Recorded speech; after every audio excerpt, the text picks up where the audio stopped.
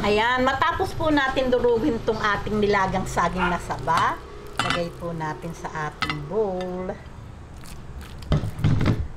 Ayan, para po lalo siyang maging masarap, lagyan po natin ng half cup na cheese.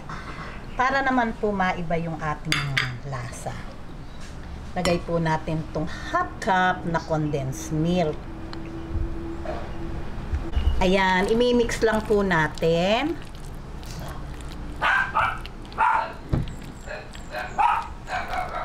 Ayan, mix lang po natin mabuti para po magsama-sama yung ating mga ingredients. Ngayon, heto na po, na-mix na po natin. Ayan, uumpisahan na po natin yung pagbabalot.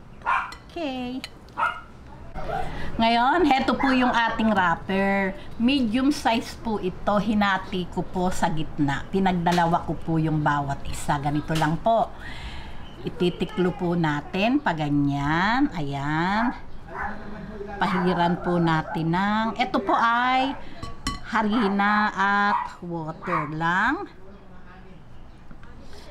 Ayan. Gaganyan lang po natin magkabila. Ayan. Dito pala. Mali.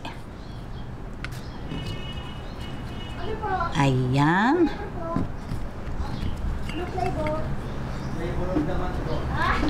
Tapos, lalagyan po natin ng laman sa loob. Ayan. Ganyan lang po.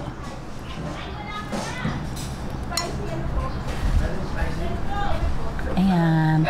Tapos, pahiran lang po natin ulit para po magdikit siya.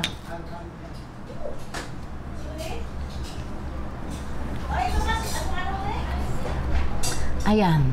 Ganyan lang po. Diba? Okay, ganyan lang po ang gagawin natin at magpiprito na po tayo.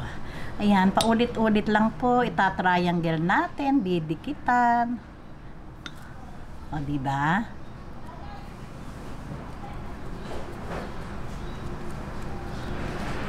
O, okay. Ayan, tapusin lang po natin. Siyempre, prito na.